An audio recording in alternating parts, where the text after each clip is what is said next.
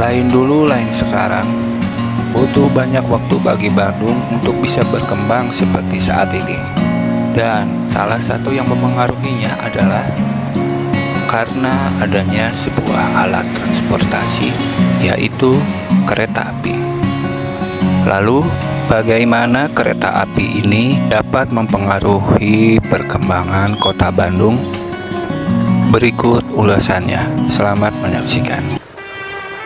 Sejak dulu, kota yang dijuluki Paris Van Java ini menjadi salah satu daerah yang selalu diawasi perkembangannya oleh pemerintah Hindia Belanda. Bagaimana tidak? Karena di wilayah Bandung ini adalah salah satu penghasil pertanian dan perkebunan terbesar yang ada di Indonesia.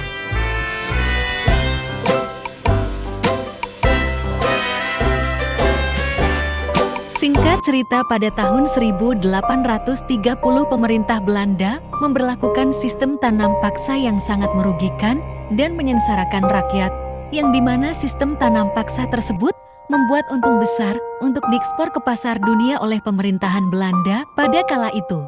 Dengan keberhasilan sistem tanam paksa tersebut, maka pemerintah Hindia Belanda mulai memikirkan cara yang paling ekonomis untuk mengangkut hasil perkebunan dan pertanian tersebut ke pelabuhan di Jakarta yang selanjutnya untuk diekspor ke pasar dunia. Akhirnya terpilihlah moda kereta api sebagai sistem transportasi yang paling efektif. Karena dengan kereta, Belanda dapat mengangkut hasil perkebunan beserta tenaga kerjanya dalam jumlah yang lebih besar dibandingkan dengan alat transportasi yang lainnya.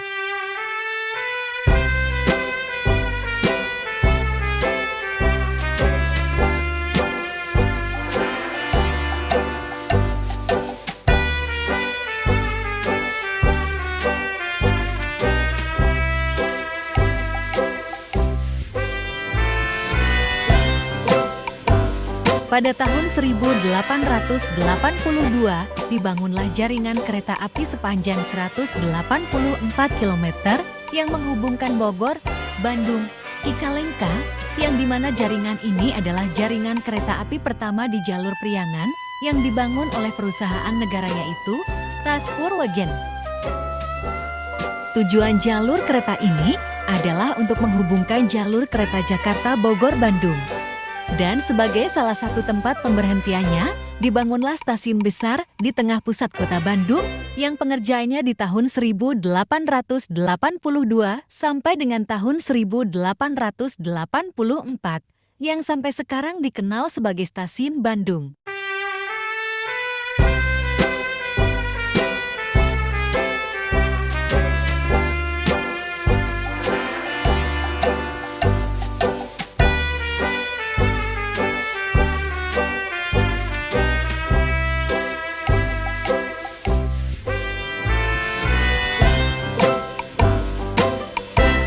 Seiring dengan berjalannya waktu, kereta api pun digunakan bukan hanya untuk sarana angkutan barang saja, tapi digunakan juga untuk sarana transportasi manusia. Maka pada masa itu, orang-orang dari luar daerah mulai berdatangan ke Bandung. Disinilah awal mula perkembangannya, di mana kegiatan di bidang perdagangan maupun transportasi mulai meningkat. Dan puncaknya, ketika telah dibukanya jalur kereta Batavia ke Bandung, yang melalui Karawang, Purwakarta pada tahun 1906. Dan kala itu, kota Bandung pun menjadi tempat transit bagi kereta api dari Batavia menuju Surabaya. Dan pada akhirnya, di sekitar stasiun Bandung mulai menjamur tempat-tempat penginapan seperti hotel, losmen, dan rumah singgah. Lalu di bidang perdagangan pun makin mengalami peningkatan seperti rumah makan dan pasar. Dan salah satunya adalah Pasar Baru. Pasar Baru kala itu buka 24 jam non-stop, berbagai makanan mentah dan matang tersedia di sini. Dan bukan hanya para pedagang saja, para kusir Sado Delman pun ikut kecipratan rezeki atas hadirnya kereta api ini. Lalu orang-orang dari berbagai daerah pun makin bertambah berdatangan memadati Bandung. Seiring dengan berjalannya waktu, Bandung pun terus berkembang. Hal ini ditandai dengan mulai adanya pusat pembelanjaan dan hiburan di sekitar stasiun Bandung. Dan kawasan yang paling terkenal pada saat itu berada di Jalan Braga. Banyak usahawan-usahawan terutama berkebangsaan Belanda mendirikan toko-toko, bar, dan tempat hiburan di kawasan itu. Maka pada masa itu, Jalan Braga pun menjadi pusat perbelanjaan terkenal bagi orang-orang Belanda dan kaum bangsawan. Dan sejak saat itu Bandung pun berubah, yang semula hanya kawasan yang dikelilingi oleh gunung dengan jalan-jalannya yang berlumpur, berubah menjadi kawasan perkotaan yang banyak dikunjungi oleh bangsa-bangsa Eropa.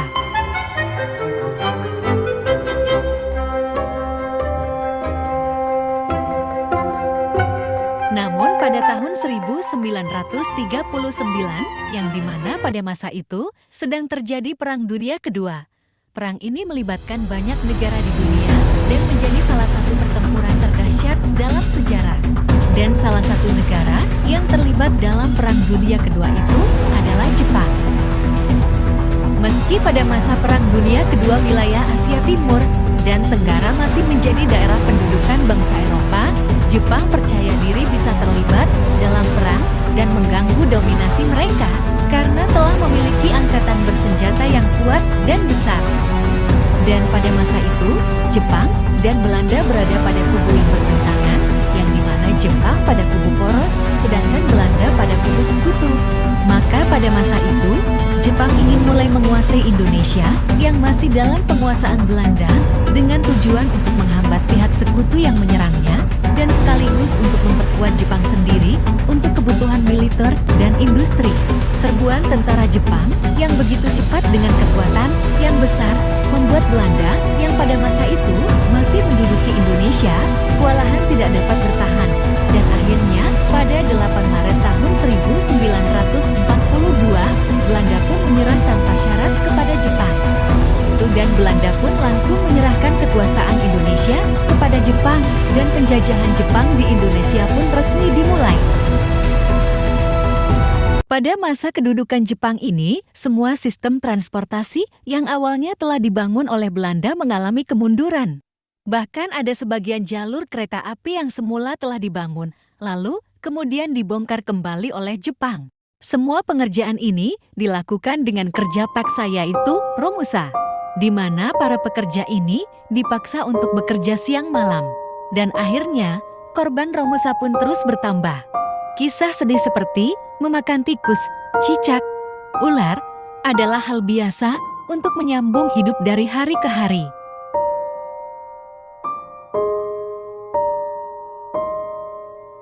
Seiring berjalannya waktu, pada tahun 1944, Perang Dunia Kedua terus berlanjut, yang dimana Jepang sudah terdesak oleh serangan sekutu. Kondisi Jepang yang terdesak oleh serangan sekutu semakin diperburuk dengan perlawanan dan pemberontakan rakyat Indonesia di berbagai daerah. Salah satu pemberontakan yang besar dilakukan oleh organisasi militer bentukan Jepang sendiri, yakni Tentara Pembela Tanah Air. Dan akhirnya pada tahun 1945 Jepang pun menyerah kepada sekutu. Dan Jepang pun akhirnya mengembalikan kekuasaannya kembali kepada Indonesia. Yang akhirnya lahirlah teks proklamasi kemerdekaan negara Indonesia pada 17 Agustus tahun 1945. Beberapa hari kemudian, pengambilan aset dari Jepang mulai diambil kembali oleh Indonesia. Puncaknya adalah ketika pengambil alihan kantor pusat kereta api di Bandung pada 28 September tahun 1945. Dan sampai sekarang, tanggal tersebut diperingati sebagai Hari Kereta Api Indonesia. Dan pembenahan pun dilakukan kembali pada masa itu, bahkan sampai sekarang.